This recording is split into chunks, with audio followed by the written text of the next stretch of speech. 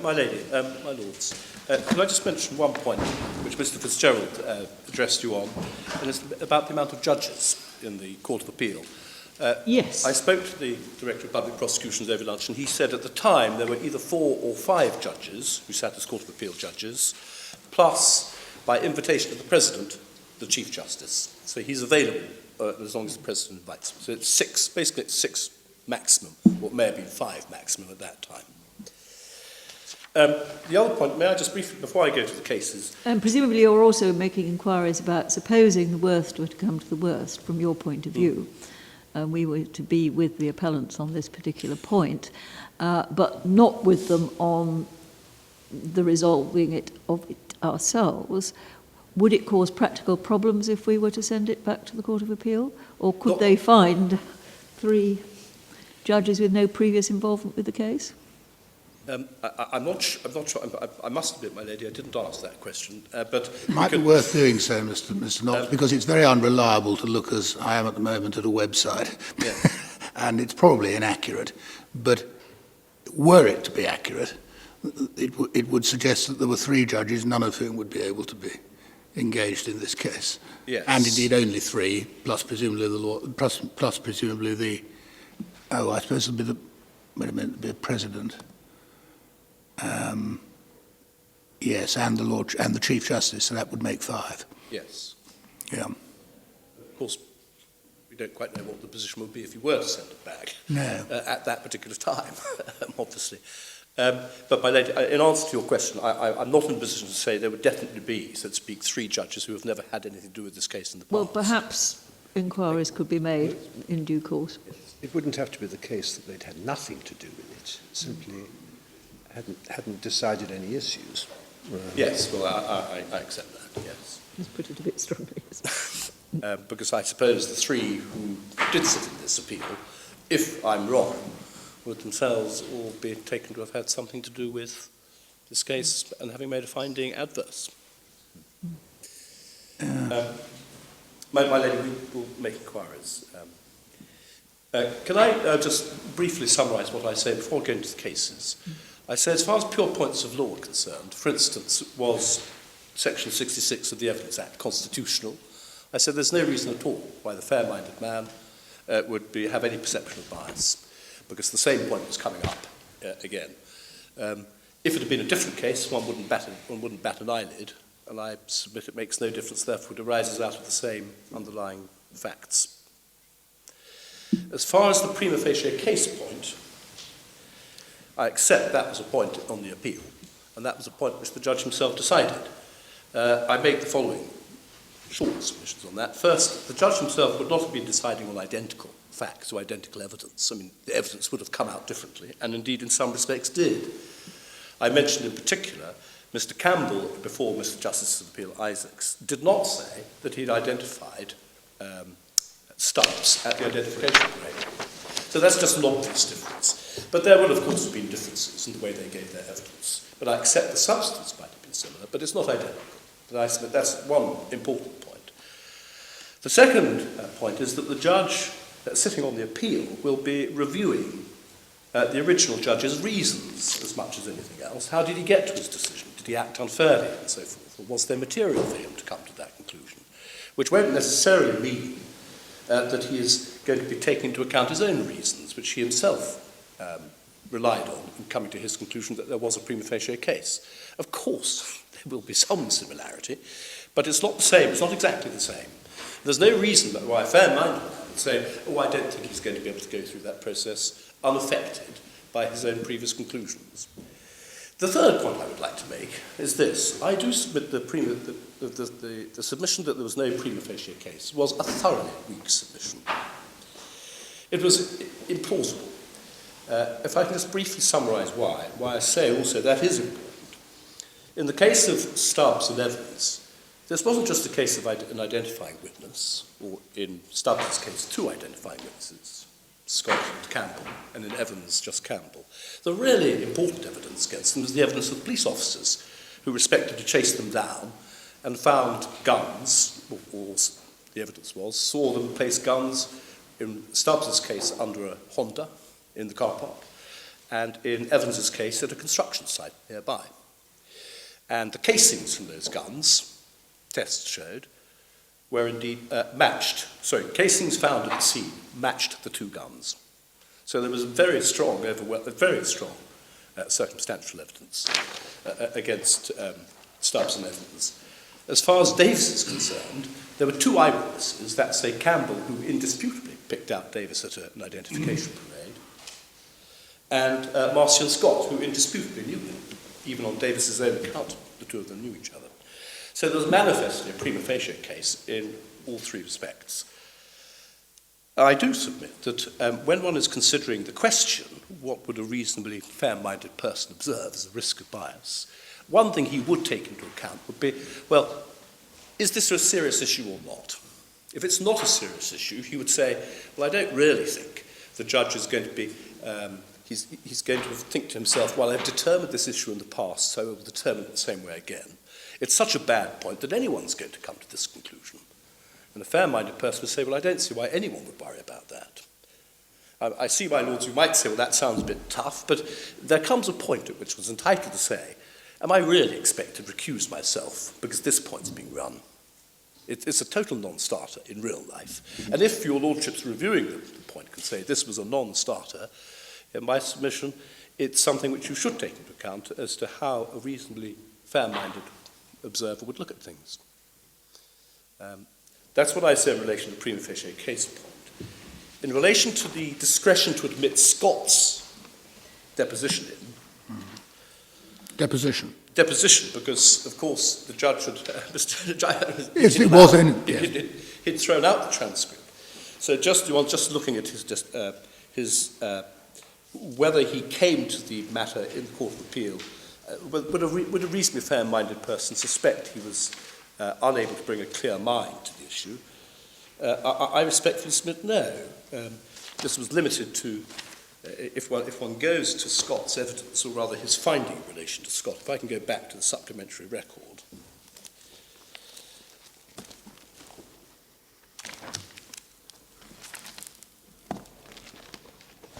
I think one picks it up at page 3113.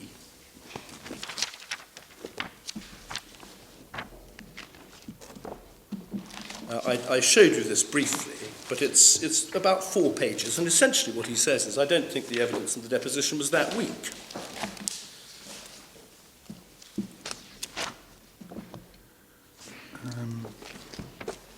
And at 3114, he accepts there are discrepancies, or there might be some discrepancies.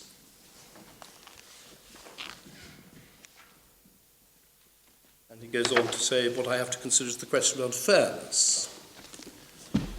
And that's at the foot of 3114. And halfway across, down rather, 3115, he says the evidence of identification to the court's mind is not weak. I think here he's talking about Mr. Davis. But in my submission, there's nothing in the way he comes to his conclusions here which would lead a reasonable man to fear that 7 years later, if and when the same issue comes up, he's not going to be able to review this question again fairly.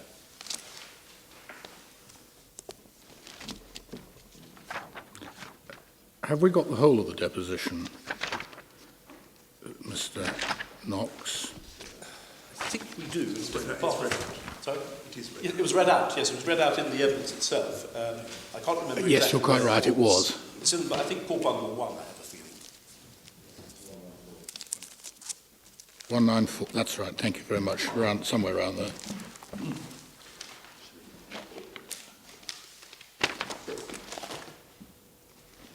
Actually, it starts at 195. 195. I think it's Inspector Seymour reads out his evidence. Yeah, we've got the start of it at 27, but it's only the start of it.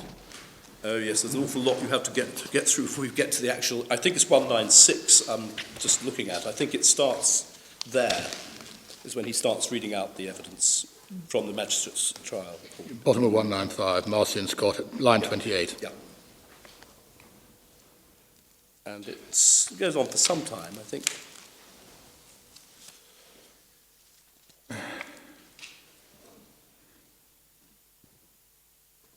I mean, for instance, if I can just mention what the identification evidence he gave in relation to Davis, if you look at page 200 and, well, Stubbs and Davis, for instance, if you look at 205, basically, 205 to 207, he basically says he immediately identified Stubbs at the at the event itself, the scene itself, by name.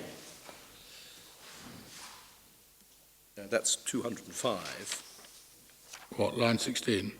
Yes, and going over to 206.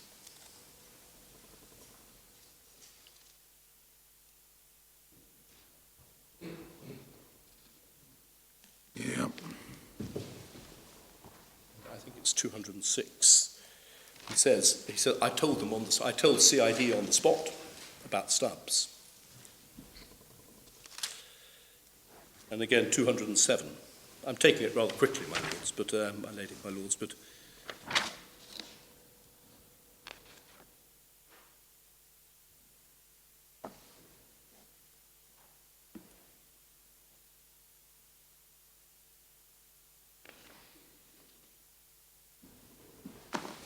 in particular, page 207, you'll see halfway down, he says, I told Officer Robinson at the time. Stubbs. So there's, by the look at it, 207 line... 2021. Is it the beginning of cross-examination, about 23, 24, somewhere down there? Well, I think this is still examination, and he's still being examined by... 26 can't be, can it? 26 must be cross-examination, I think. I'm suggesting... Yes, I think you're right. My lord, forgive me. It must be. Sorry, this is cross-examination. It is cross-examination. It is all cross-examination, forgive me. Yes, it's cross-examination by Stubbs.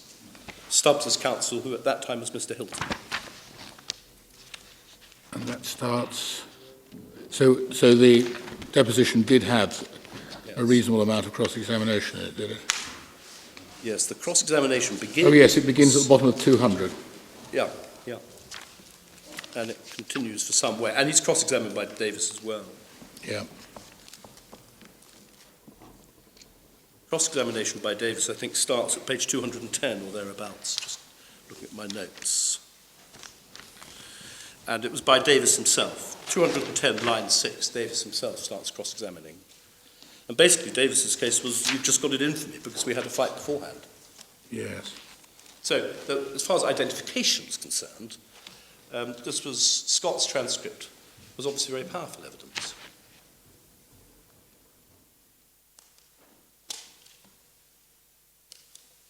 Transcript? Give me, deposition. Transcript of the deposition. Yeah. So, again, I submit, as I did with the prima facie case point, really it's very difficult to see how this was what you might call such a difficult or controversial decision, that the fair-minded observer would think you're not going to be able to bring a fair mind to this.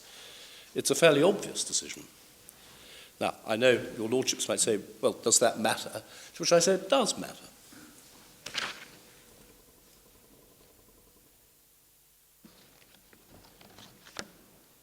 Judges shouldn't be made to accuse themselves just because issues arise which are really not serious issues. Because of the perception of bias. Because a sensible person would say, I don't really believe there's going to be much bias here, or any bias here. Because this was a fairly straightforward point in the first place. And there's no reason why the judge should cast his or her mind back to the previous occasion with a view to sort of working out what the answer is, or they come with a predetermined frame of mind. Because in my submission, that is the underlying vice which one is trying to, as it were, avoid. The notion that the judge comes to thinking in the back of his mind, right, I've decided this point before, so I'm going to decide it the same way again. But if it's a straightforward point, he's not going to be thinking like that. And the fair-minded observer would say, I can't believe he'd think like that. If he had been sitting on appeal from his own judgment, would your submission have been any different? In other words, supposing there hadn't, or supposing he had been the trial judge at the third trial. Yes. Well, one might then say, I have a feeling in England, of course, that couldn't happen anymore. since the Not 19th anymore. century. It's in the statute. Yes, Yes, but I well, think I'm It's right a in saying hypothetical question.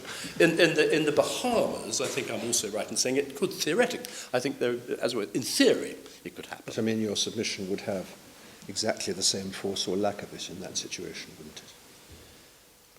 There would be one difference, namely, in my submission, there is a difference between reviewing an attack on your own decision, your very own decision, if I can put it that way, and a similar decision which another judge has reached 7 years ago, on, let's say, for the moment, similar material. And I would accept, even on a pure point of law, it would be difficult for the fair-minded observer to think that the judge is going to want to overturn his own judgment. But here, Mr. Justice for Bill Isaacs was not being asked to overturn his own judgment in any respect. So I do submit, my Lord, in answer to your question, there would be a difference. I think, I submit a fair-minded observer would see a difference between the two situations.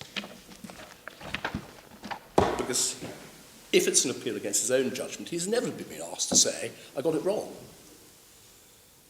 As opposed to someone else who came to similar views as I did, got it wrong. I submit there's a difference. My lady, can I deal briefly with the authorities? And can I start with Lockabell, which I think is in tab 2, volume 2, tab 40, 4171. Page 4171 is the page I want to go to.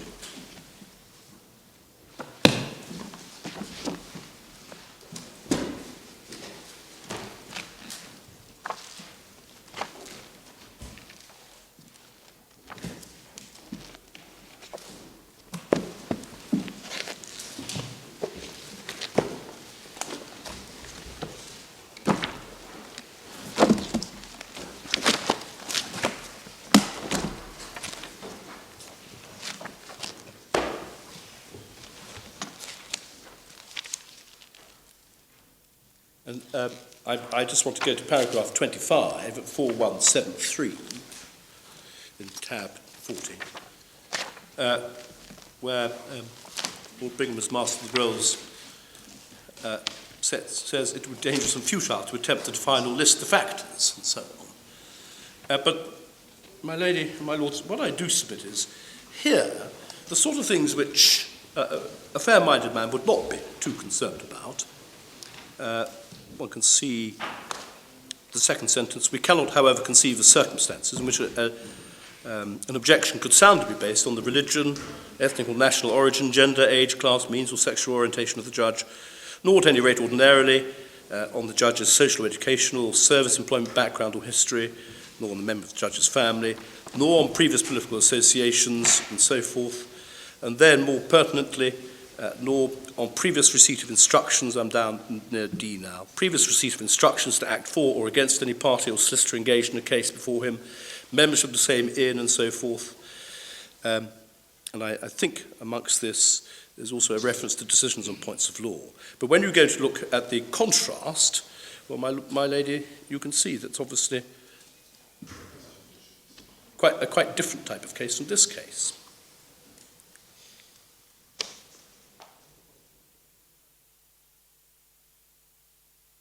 And perhaps the most important part, from my point of view, would be if a judge has in a previous case rejected the evidence of a party involved, or has expressed his views in extreme terms and so forth. Or if, I'm now down at F, or if for any other reason there were real ground for doubting the ability of the judge to ignore extraneous considerations, prejudices and predilections. That really is what it comes to. And if I can adopt what I was trying to say in answer to Lord Sumption's question, one might well think a judge would find it difficult to overturn his own rulings with the consequence that a conviction over he'd be presided would be overturned. One can understand that, but it's a very different thing from saying the judge was not able to consider rulings made by another judge, albeit in a similar case. And my submission would not be concerned about natural human prejudices in such a situation. But if I may also continue, the mere, I'm now down at G, the mere fact that a judge earlier in the same case or in a previous case had commented adversely on a party or witness or found the evidence of a party or witness to be unreliable would not without more found a sustainable objection. So in my submission, I emphasise this because I submit that the test is quite tough.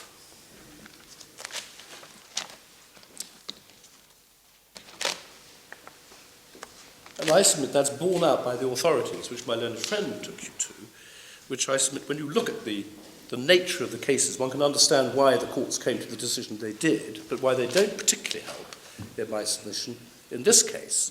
And if I can just run through them briefly, sequentially going through the authorities bundle. The first was Al Arkan, which is in volume 1, at tab 22.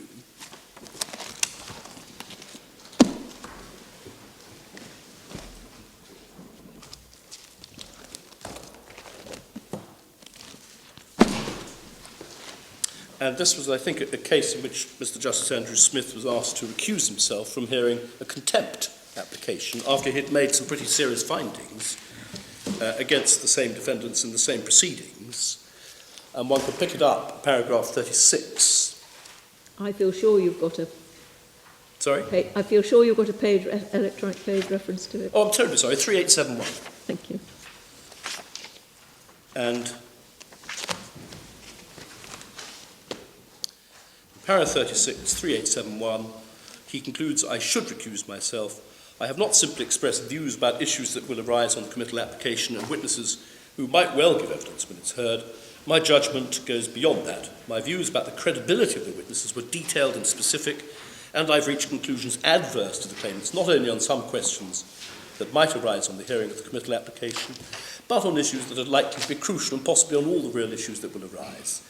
Moreover, although I don't know, Mr. Beer understandably declined to say what evidence might be adduced by the claimants and the Sheikh in response to the committal application, it seems likely it will depend upon essentially the same evidence as I heard of the discharge application, and it might well be that submissions will also be largely similar. I considered deferring my decision and so forth. And then para 37, of course, the notional observer is something for Paragon.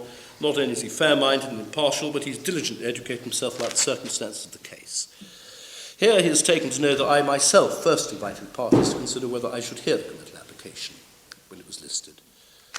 He will also note that claimants have urged me to hear the trial despite my judgment. And the observer also trusts that judges can look at matters afresh despite findings on another occasion. And then he continues with the phrase that my learned friend, Mr. Fitzgerald, relied upon. One thing, a fair-minded and impartial judge, observer, to have faith that a judge will reassess his views with an open mind when presented with new evidence and argument. It's asking more of the observer's faith when similar evidence and arguments were presented on the same issues.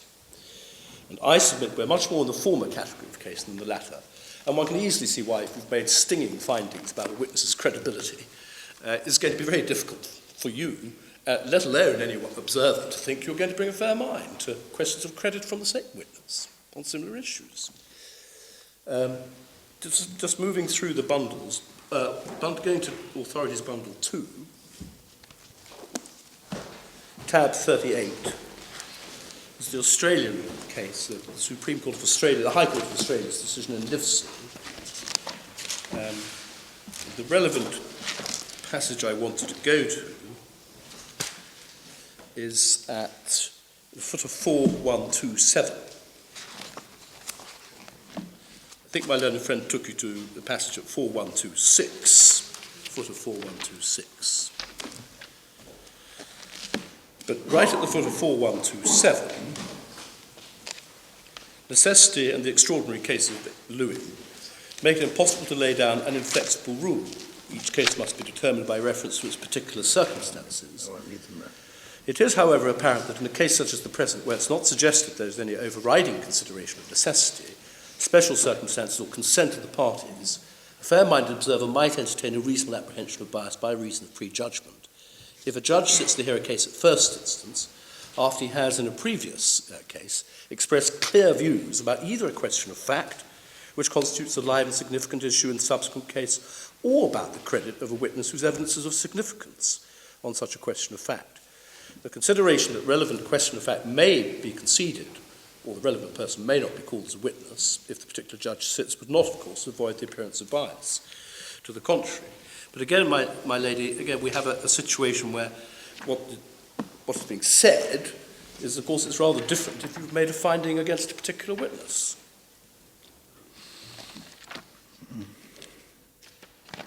Clear views on live issues, and I emphasise clear views on live issues, which I submit means also serious, as opposed to not really serious issues. My learned friend took you to Mitchell, which is at tab 40, beginning at 4144. If I may go to paragraph 40, and the facts of this case were very different.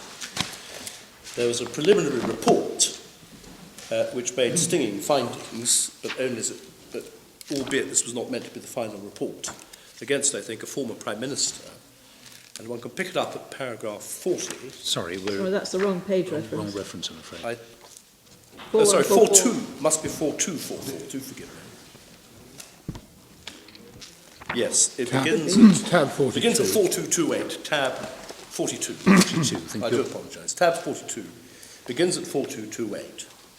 And one can see what the nature of the problem was if you go to paragraph 40 at 4244.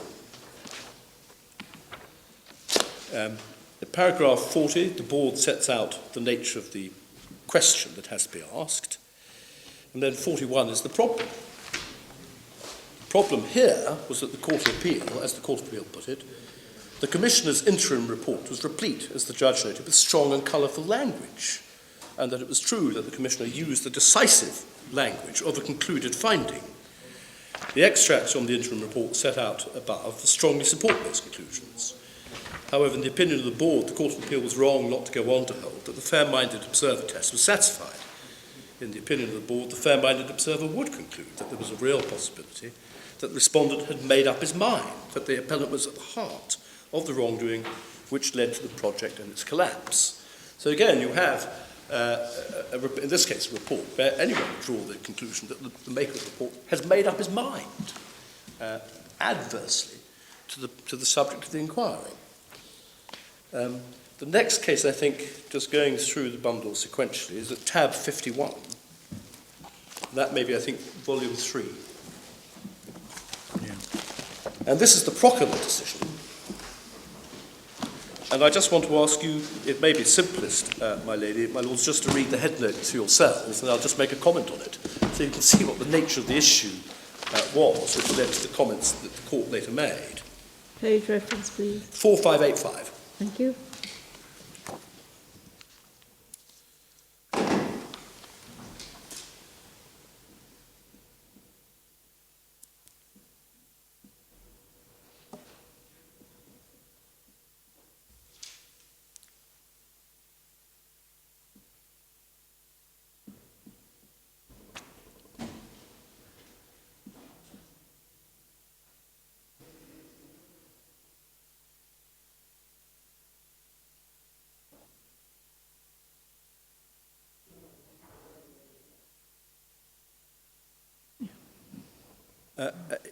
In essence, the problem was that 4, I think, of the members of the Judicial Committee had themselves been involved in the drafting, or advising on the drafting, of the very order which was under challenge before them.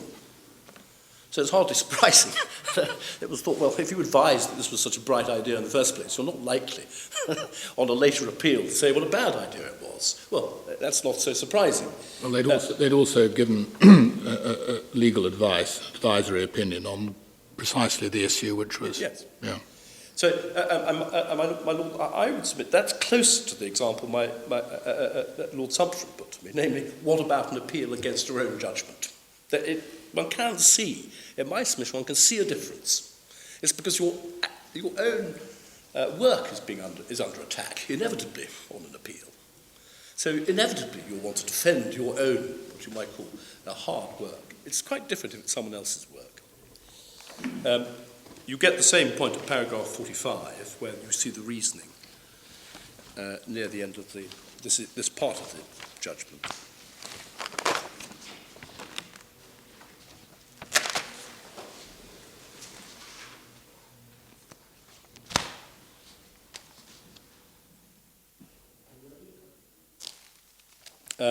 The next case my learned friend took you to in this volume of authorities at tab 61, at page 4736, which is the Al-Hassan case. And again, my lady, can I just ask you just to read the head note, because you'll see the very different issue arose in this case. Just to read the head note, not necessarily even what is held, just the actual facts, before you get to what the decision was. Sorry, I must have made the wrong note of what page reference you gave us. 4736. Tab 61.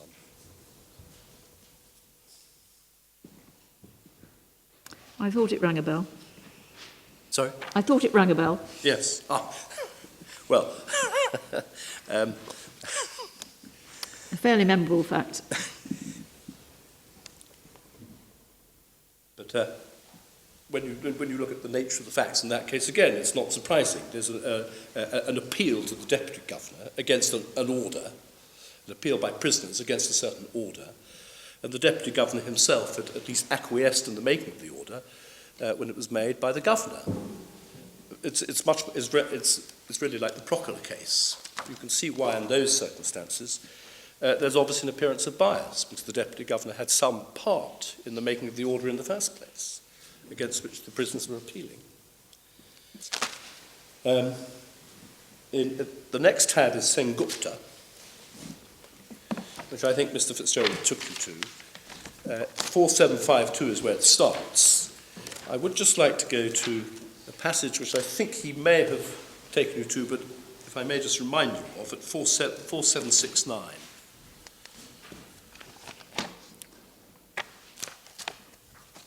And this was the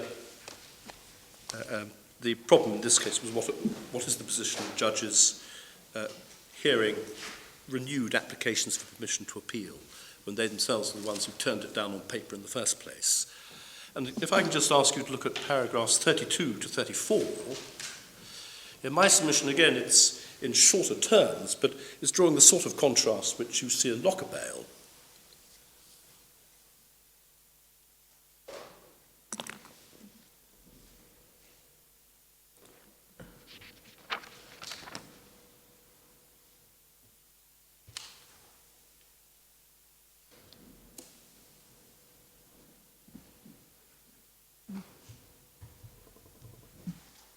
And what I draw out of paragraph 32 is if a judge has committed himself to a view of the facts, which he had responsibility to decide. In my submission, it's that notion the judge has committed himself to a particular view of the facts, which is so important, or indeed it may be in some extreme cases even to a view of the law, but he's committed himself to something which is going to make it difficult for him to revisit the same issue. And that's when the fair-minded observer would say, I think he's in love with that idea now. You're never going to get to change it. And then paragraph 34, where Lord Justice Laws draws the contrast between making a preliminary decision, which is what I submit essentially a decision about admissibility of evidence really comes down to, but if you do so in vituperative language, well then again, you get that. But not here. And I think finally, if I may, I think it's the last one, is paragraph... Can I just stick with Sengupta for a moment, Mr. Knox, Yes, because it's yes. perhaps the nearest that we've got Yes. to an appeal. In Sengupta, you've got Lord Justice X deciding the matter on paper, Yes. Lord Justice Y giving leave on a renewed oral application, and Lord Justice X reappearing Yes. as one of three in the appeal. Is that right? I'm not sure whether Lord Justice X was whether the complaint wasn't that Lord Justice X was actually the person deciding the permission to appeal the oral application as well. No. It wasn't that. But then the judge who grants permission is not him. I'm trying to remember what the general practice is. If I'm a Lord Justice and I decided on paper, is there anything to prevent me from dealing with the oral renewal as well? There isn't. No. Well, we used to deal with it regularly. Precisely. Yeah, it used to happen. I believe there was a time. Was a time when one positively encouraged it, I think. Yes, it did happen. But then I have a feeling the practice changed after a while, so that different judges heard the renewal application. I mean, it's not the same as it's not quite the same as an appeal, because you're going to hear some argument which you previously haven't. Yes. It's closer to giving leave for judicial review and then hearing the full hearing. Or refusing leave on paper and then yes. saying, OK, I'll grant it to you on a renewed application. Yeah. Facts in Sengupta were that Lord Justice Laws refused it on the papers. Lord Justices Simon Brown and Tuckey granted permission, and then Lord Justice Laws with two other justices Yes. sat on the appeal. That's it. Thank you. Paragraph 3. Yep. I'm obliged, my lady. But in fact, it used to be common practice in the Court of Appeal for the same judge who dealt with the written application to deal with it orally. Yes. Now, of course, they don't have the possibility of renewing applications orally, so Yeah. One striking you out. or one bite at the cherry. Yes. Yeah. But there is one other case, which I don't think my friend took to, with the Zuma, which is at tab 70, which again, Yes, it is. oddly enough, this was a patent case. And one of the points that was taken by the appellant was that the judge who heard the case at first instance should have recused himself. You get that from paragraph 1. Although that one didn't turn out to be the operative point in the end. But obviously in patent cases this is a problem, that you haven't got so many judges to decide appeals. And that is a point they go on to make later, which if you go to page 4871, forgive me. 4871, paragraph 27. This is in the judgment of Lord Justice Floyd. And you can see at paragraph 27, you can see what the appellant was saying in relation to Lord Justice Floyd recusing himself from hearing the appeal. And it's a similar type of point as was considered in the Sengupta case. But he'd refused leave to appeal and her application to reopen. You see the 4 points that he considers.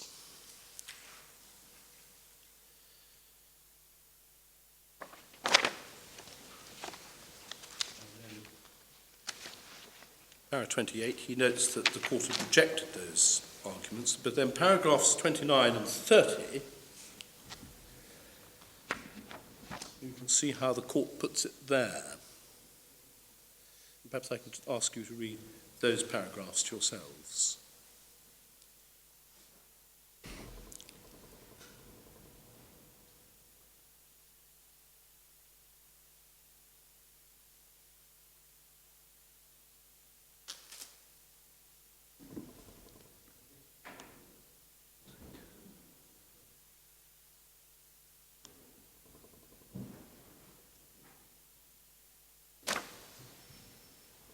Final concluded view yet again.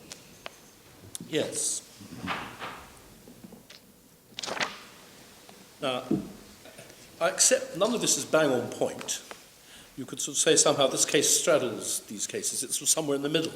Because I accept, of course, that the judge was asked to consider issues similar to those which he himself had considered. That's obvious. But if you take, for instance, paragraph 29, the last sentence of that, I submit is significant. For example, in Ablyadzov, a designated trial judge who previously held a litigant guilty of contempt, in the course of which he'd made adverse credibility findings against the litigant, was held by this court to be justified in not recusing himself from hearing of the trial, where there was little overlap between the issues in the contempt proceedings and the trial. Now, I submit that's a strong case, because you might have thought in that type of case he would surely recuse himself, but the answer is no. And then Lord Justice Floyd continues, the position might well be different if in the past the judge has expressed a final concluded view on the same issue as arises in the application. Now, of course, this isn't a statute, but what is meant by final concluded view, in my submission, means something rather more than just a decision as to whether there's a prima facie case or whether a particular piece of evidence should be accepted into evidence. Of course, Mr. Fitzgerald says so many of these cases are subject to a counter policy which is judicial continuity. It doesn't obtain here. What do you say about that? Well, I say this: there is a shortage of judges in the Bahamas. I mean, it's not straightforward. I mean, this isn't the case where there were 20 judges available. There were 5 or 6. And even then, it's not entirely clear how many would have been able to hear. But assume for the moment that there could have been a full court comprised without Mr. Justice Bill Isaacs sitting. I submit that is, one must bear in mind, part of the problem is you yourselves are not familiar exactly with the difficulties they will have in the Bahamas of finding a court. For instance, in this case, we don't know how long an adjournment would have had to be. If it would have been a matter of half an hour, just ringing up another judge, fine. But what if it would have been 2 months because of other judicial commitments? So I submit a shortage of judicial resources is an important point. So it doesn't quite meet the point you're making, my lord, that, about continuity, but the underlying problem is a lack of large numbers of judges whom you can easily lay the case off to if you yourself feel some embarrassment. But the other point I would stress is this: it's difficult to see why necessity should be such an overwhelming factor. It might be sensible to recuse yourself, but the question whether you should recuse yourself or not, in my submission, doesn't really turn on necessity. If the fair-minded person would think you're not able to bring a fair mind to this, that's it. If, on the other hand, you'd say you can, well, you should stay. So I do submit the argument from necessity is not one that takes one very far. If it does take you anywhere, but what I do submit is that's a matter of policy. If one is saying what policy should a court have, inevitably its policy is going to be governed to an extent by the amount of judicial resources it has. I think that is the point made in one of the judgments in the Court of Appeal, which we don't have in the bundle, but can I just take you to it, because it's recited, and it's in the context, I think, of intellectual property work, and a decision of the Master of the Rolls, and it's in volume 3, I think, of the core bundle. Of the core bundle? Yeah, it's the Court of Appeal's judgment, core bundle 3. I believe it's in the judgment of Mr. Justice of Appeal Isaacs himself. You can pick it up at page 808. The decision of then Lord Justice Etherton, paragraph 30, and the Court of Appeal recites at some length what he has to say. I think paragraph 35 is a fairly succinct and helpful summary of the general rule.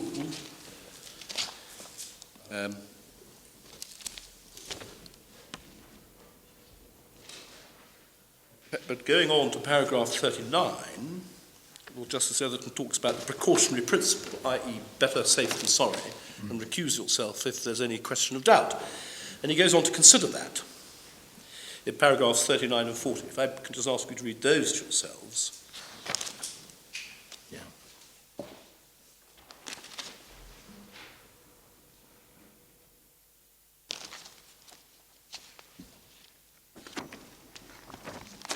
Well, if Isaacs JA, having quoted that, had gone on to say, and here in the Bahamas there's a real problem. If I recuse myself for reasons A, B, and C, your submission might be even more powerful? Yes. I'm not sure. I'm not sure he in terms says. I'd just like to check what he says in paragraphs 41 and 42. I don't think he quite says in terms we have a shortage of judicial resources. No. Nonetheless, the thrust, the implication of what appears to be being said here is, look, you can't just recuse yourself, because that's the safe thing to do. And the point which I draw from Lord Justice Etherton's judgment is that, that there may well be certain types of case where it's not so easy to pass a case off to another judge, and you have to make a tough decision yourself. And that is, so really the precautionary principle is sensible, but it can lead to problems if there aren't that many judges. who can help out.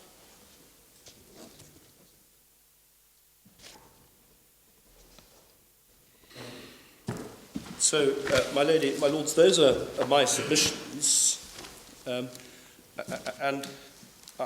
I would accept that, of course,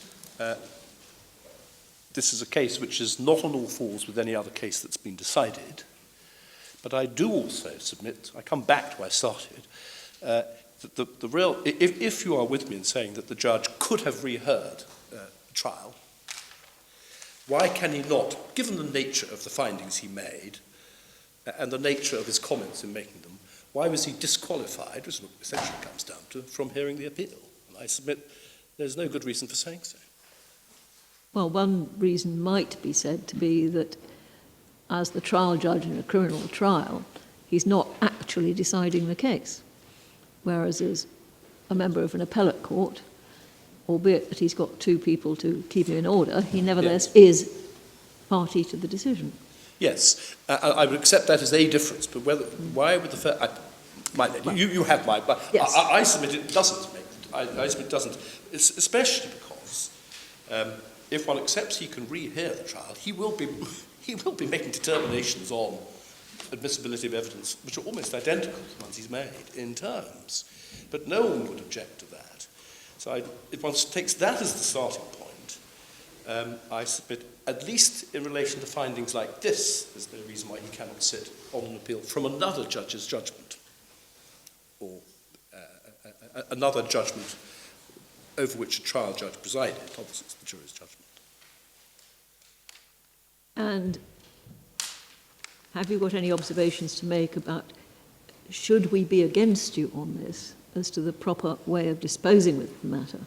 Well, I have had a chance to speak to my client over lunch, and our position, I think, perhaps I can put it this way, is the simple one, even if it's not necessarily the most pragmatic one, which is, if you are against me, then the Court of Appeal had no jurisdiction, and it's difficult in those circumstances to see what course you can properly adopt other than send it back to the Court of Appeal for decision. Your jurisdiction being essentially to decide appeals from the Court of Appeal. But if there's been no Court of Appeal judgment, properly speaking, what is the foundation of your jurisdiction? Of course, you can exercise all the powers the Court of Appeal can, but that presupposes there's a proper Court of Appeal judgment in place in the first place. Yeah. My lady, of course we appreciate what you might call the practical consequence. This matter must be resolved as quickly as possible. Yes, indeed. Yes. Thank you very much, Mr. Knott. Mr. Poole, do you wish to add anything? Thank you. My lady, if I can just first deal with the question of judicial resources and just make these points. We know from paragraph 33 at page 810 of volume 3 that Justice Isaacs it wasn't anticipated that he was going to be a member.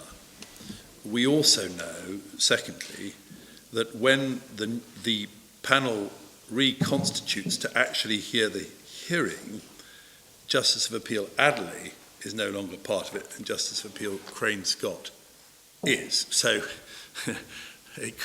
one is left saying, well, why couldn't Justice of Appeal Isaacs have dropped out and Justice of Appeal Crane Scott come on, just as Justice of Appeal Crane Scott came on in the place of Justice of Appeal Adderley. So it wasn't the same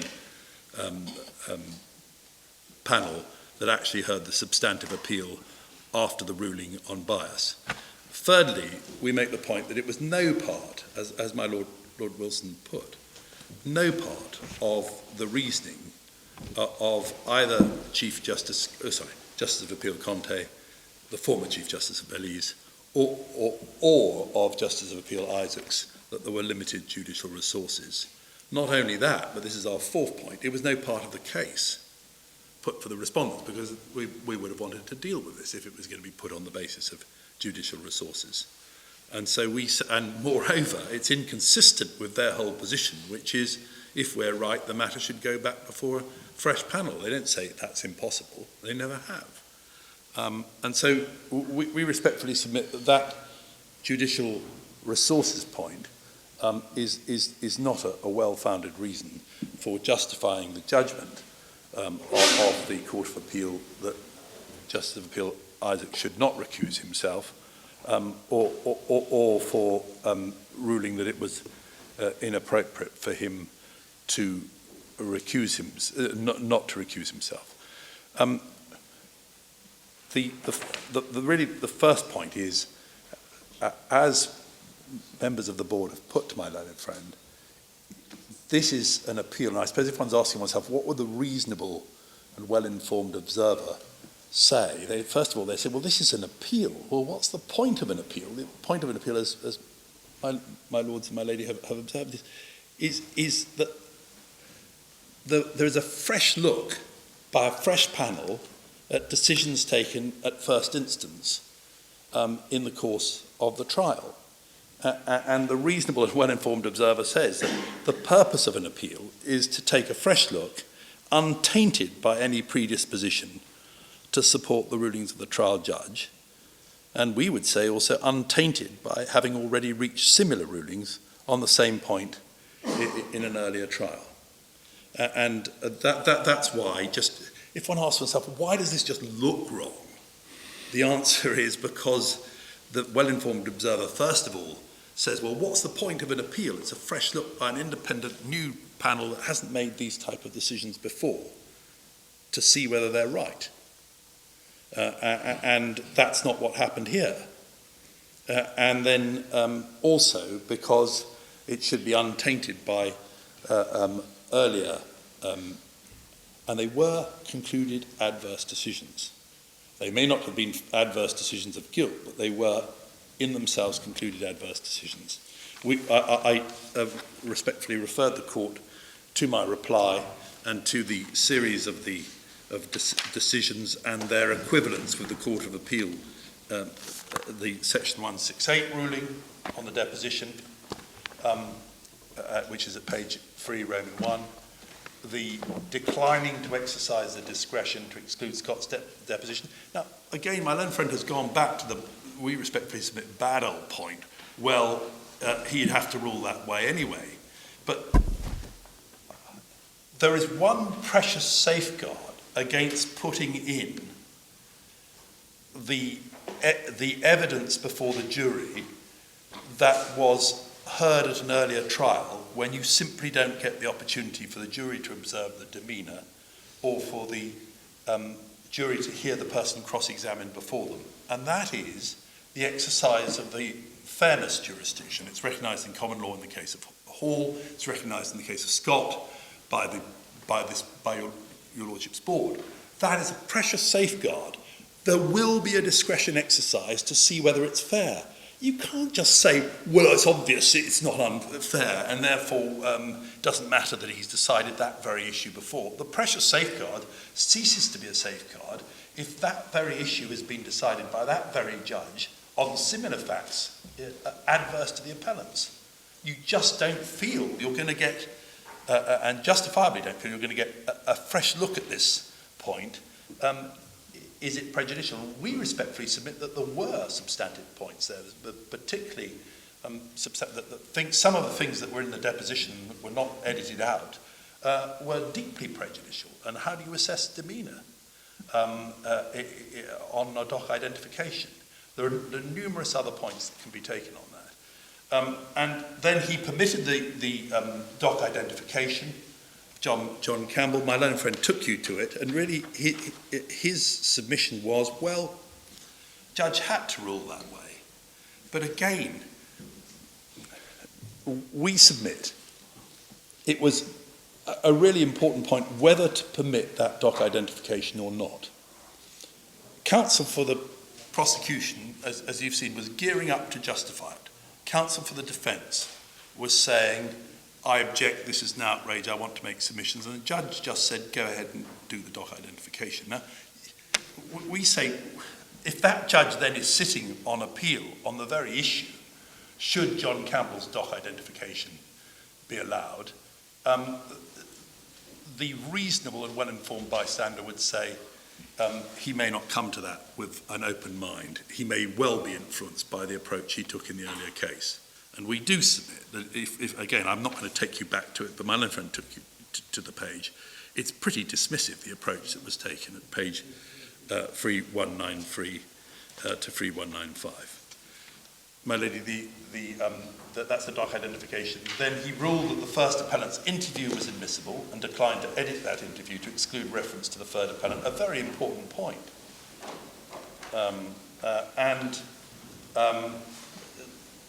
And that was that was ground 4 of the first appellant's grounds of appeals. That same point. The question of was it a confession? Should it be edited? Exactly the same point was taken. Again, we say that the kind of, as it were, well, he lost on it in the end anyway, and he should have lost, and this board will rule that he should have lost.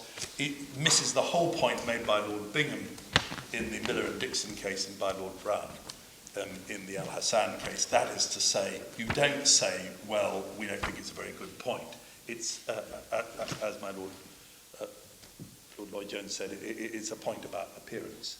And then he rejected the no-case submission, and that's precisely the same point. And of course, in rejecting a no-case submission, you do reach some findings on whether there is credibility or value to the evidence.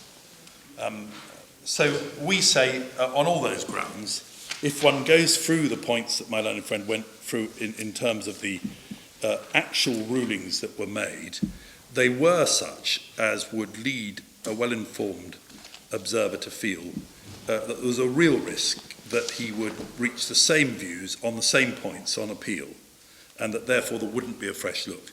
Just rushing through the points, loca bail, there's a reference there that my learned friend actually has underlined in his case to the words, or previous judicial decisions.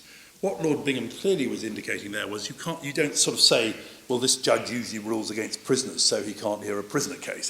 He's talking about, as it were, all previous judicial decisions in the sense you can't say, I'm terribly sorry, please recuse yourself, you're not very good on prisoner cases. Or that's the category, he's talking about the categories of cases. You're a claimant's man or a defendant's man. Yeah. That's clearly man. what he has in mind, because he's not saying you can never disqualify yourself because of a previous judicial decision. He's saying you can't say your record isn't very good on these kind of cases. And that's clearly what he means in that reference to all previous judicial decisions. Al Arkan, we rely on the last two sentences where Justice Andrew Smith says a judge may be a judge and not wanting to be sexist, but he's a man for all that, or a woman for all that. But it's basically saying we're not that Olympian in that's to say in disabusing ourselves of the fact, and that it's important if you've expressed views on the same point. That's the Al Arkan point. Livesey, my learned friend recognised had some value and similarity. There had been a view expressed by the judge on the quality of Marcy and Scott's evidence. It may not have gone very far, but it was, this evidence is of sufficient quality that I'm going to permit it to be read to the jury. And all the cases say, yes, you can permit a deposition to be read, but only if it won't cause unfairness. So the question, do you regard it as unfair? That instinctive reaction, do you see any unfairness in it? It is something where you want a court of appeal to have a fresh look, not having already said, no, there's nothing unfair about this. Mitchell, again, we rely on the words decisive language of a concluded finding. These were, in their own terms, concluded findings, and they were decisions. Procolo, my learned friend says it's very different, but we say it's instinctively likely that if you've reached the same conclusion on a point of law, you'll reach it again. Al Hassan, my learned friend, dealt with, and he said it was completely different, but we do submit that if you've been involved in the very history of the case, which is really the parallel here, that's a relevant factor. And my learned friend relied heavily on Sengupta as authority for the proposition that a judge may sometimes be in love with that particular idea, but what we respectfully, he's enough of that. But if you if the language of prior commitment to a view of the facts or law, which is used there, prior commitment to the view of the facts or law, that's what's happened here. And then finally on Zuma, the reference there to a final concluded view on the same issue. My learned friend said there's no question of any final concluded view on the same issue. That's exactly what there is here. And then finally on the question of necessity, as I understand it, the concept of bias by necessity is that sometimes you simply can't avoid bias because, for example, the statute says this decision's got to be taken by the Chief Justice or the Prime Minister, and no one else can take it. And even then, sometimes people try and get around it. But an example of that was the Belize case, where there was only one body that could take the decision about the Chief Justice being removed. And there it was said, well, because it's necessary that that particular decision maker takes that particular decision, you just have to put up with the fact of an element of bias. That's not our case. We know that it wasn't even the same composition, as I've said, between the recusal hearing and the substantive hearing. And the person who dropped out was not the person who the appellants were objecting to, but Justice of Appeal Adderley, who was replaced by Justice of Appeal Crane Scott, who gave the dissenting judgment.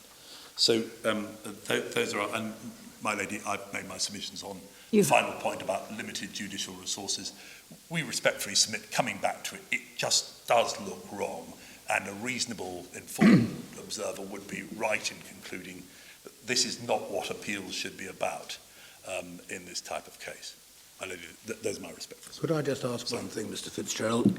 If Tony arises, if you're right in your principal submission, and then I want to think again about your carefully considered request to us to deal with the matter as if we were a first appeal court. Yes. Where would that leave the rejection by the Court of Appeal in the present case of the grounds that are not here? It would... Oh, I see. I'm sorry, I'm not sure I'm totally... Well, there were a very large number of grounds before the Court of Appeal. The ones that you've got leave to raise here are extremely limited by comparison. Yes. And, well, the point is that if basically they didn't have jurisdiction, they didn't have jurisdiction to deal with all the grounds that haven't come here. I see. Either. Yes. Well... that merely adds to your instinctive view that despite your instructions, the other course is the correct course. Yes. My lead, what I can say, for example, I'm trying to look at it also from the point of view, obviously, primarily from the point of the first appellant, but I mean, look, there's the point about the new evidence here, which classically is better decided before the local court that can say to the government, don't be so silly, you must know the answer, tell us the answer. It's much more difficult. Well, we could say that. Well, you could say, well, okay. I don't want to be, I know I'm often excessively technical, Mr. Fitzgerald, but... no, my lord, frankly, not at all. You're a man of substantive merit. I'm much more likely to err the other way, I suspect. Yeah. But yeah. Unless you're in a position on instructions to waive reliance on the grounds which were dismissed in the court below, I'm wondering where we get to. I see. Well, I'm afraid, although I did take instructions twice, I'm afraid I did not take instructions on. No, understandably. On that point. Okay. So I'm sorry, my lord. No, I can't assist now. Yeah. Thank you very much, Mr. Fitzgerald. Mr. Thomas, do you have anything to add? Yes, just one very narrow point, and that was that Mr. Fitzgerald made reference when making submissions, responding on the inevitability arguments that were raised by the respondents. Just one point. Approaching this from the submission that an appellate court brings a fresh look, and also approaching it from the view that a trial judge is not, of course, deciding the ultimate issue, but is exercising discretion throughout the trial in making certain rulings. Just to take one example of that, in the second trial, of course, he declined to exercise his discretion to exclude the deposition. And we know that in Mr. Davis's case, that was ground 9 then in the appeal, and at electronic bundle 855, and that's paragraph 124, judgment. Again, the Court of Appeal is looking at the exercise of a discretion, and in its own way exercising its own discretion to say whether that evidence should have been excluded. And they reached the view that the exercise of the discretion fell in favour of the right balance was not to exclude it. It may be that I slightly misinterpreted my learned friend for the respondent's submissions, but if at any stage those submissions went as far as saying, well, that's not really an exercise of discretion because it's so obvious, that in fact, I'm just going to take the court to 4731 in the electronic bundle, which is bundle 3 of the authorities, case of Scott, to which Mr. Fitzgerald referred.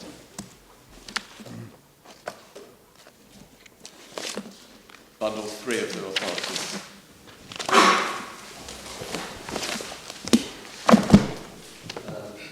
Case of Scott at 4731,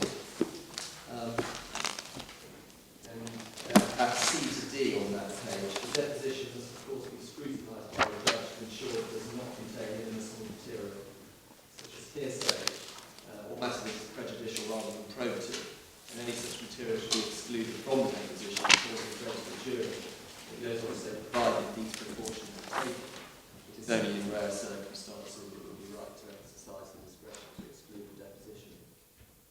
And the point I would have been making in substantive submissions is that in Mr. Davis's case, he was representing himself at the deposition. He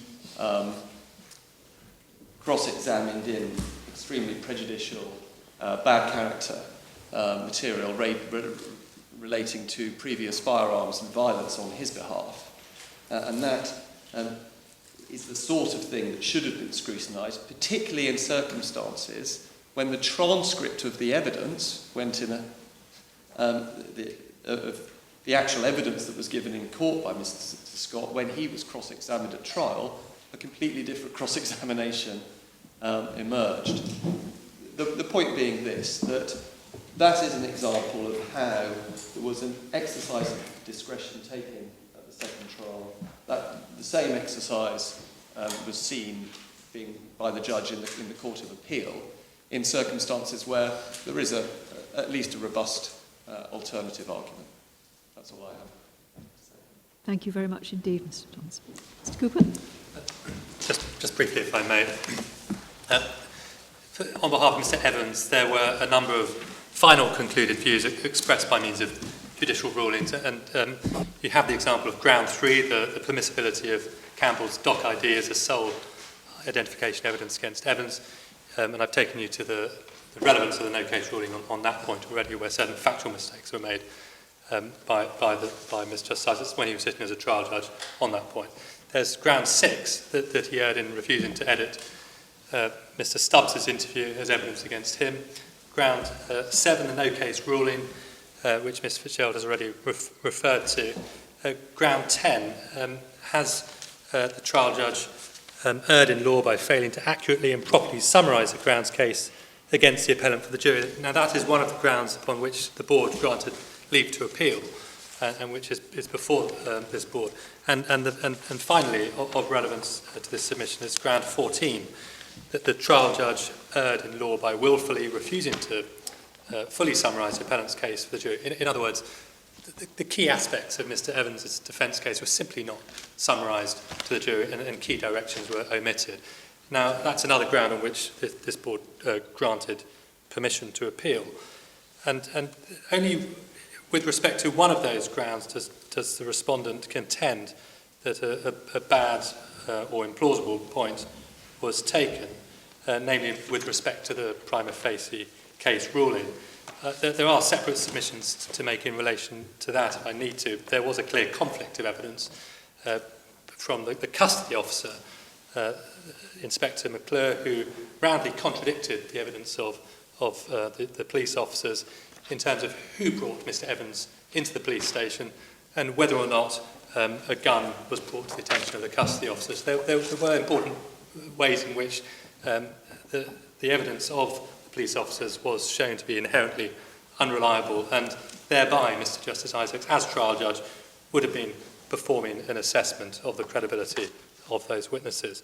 But in relation to the other points, the other grounds, they really required an assessment of the evidence of the case overall, and in particular the grounds of whether the prosecution case had been properly summarised and the defence case had been properly put to the jury.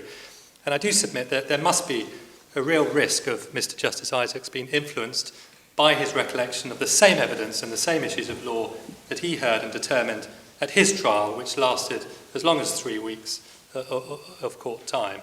It would be difficult in my submission for Mr. Justice Isaacs to determine factual grounds of appeal that turn on transcripts of evidence from witnesses he has already heard giving possibly very similar evidence without unintentionally being influenced by having heard the same witnesses live himself and inevitably forming a view on that evidence and on the witnesses' credibility. And so with respect to those grounds of appeal, the summary and the assessment of the evidence, I do submit that there's a real danger of overlap in the trial judge determining the merits of those same points in an appellate capacity.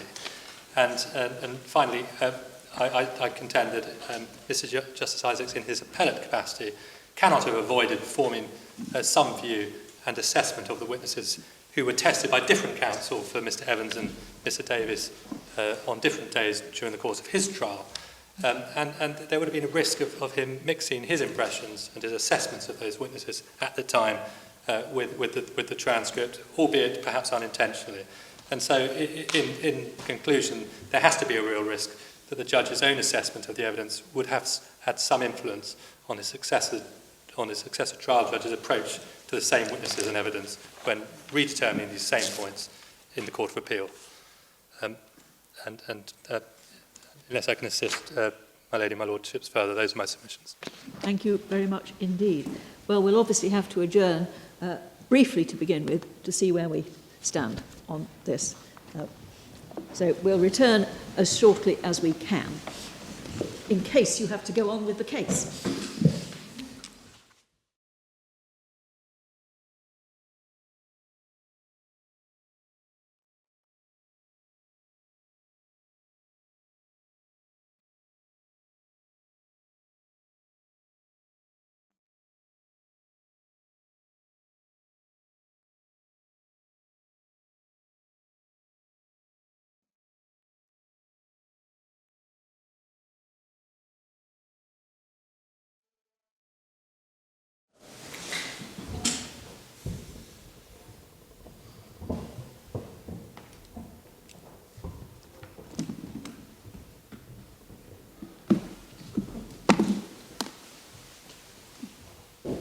We're missing Mr. Cooper.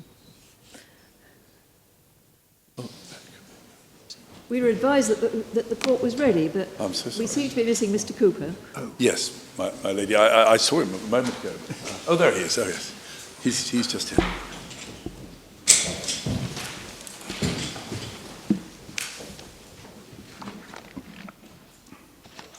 Well, the board has determined that it will have to advise Her Majesty that the appeal should be allowed on this ground and the matter remitted to be heard by, obviously, a differently constituted Court of Appeal.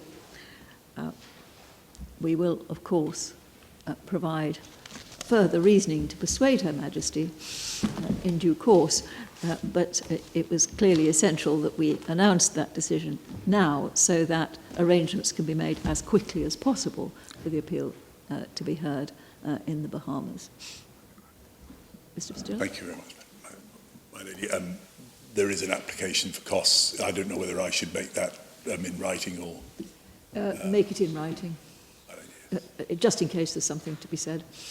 I don't know. For the other side? Yes. Yes, well, my lady, yes, I apply for costs, but... Yes. Well, yes, you need to explain, we need to know what the position is. Yes, of course, yes, of course, yes. That's why I was saying it's Yes, easier yes. on the whole with matters Yes, such yes, as my this lady, to be done. I'm quite connected. Yes, yes. Mr. Knox, was there something?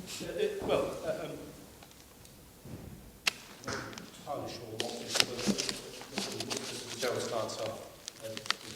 Pro bono or not. Well, that is why it seemed, to me at least, sensible for the application to be made in writing so that the position can be fully explained and then a view can be taken on it in due course. That's all right. I would be surprised if Mr. Fitzgerald were making an application which he shouldn't make. Not necessarily an application which is going to succeed. He frequently makes applications that don't succeed. But I have not recalled him ever making an application that he shouldn't make. Well, my lady, this is one of those rare cases where it wasn't... I was not acting pro bono, but that's before the board. That's the reason why we said. Well, let's have it in writing. It's a compliment to you, Mr. Fitzgerald, that Mr. Knox assumed that you were acting pro bono. Thank you. Very well. We will let you have our reasoning as quickly as we possibly can, but that need not delay attempts to get this heard as quickly as possible. Thank you. The board will now adjourn.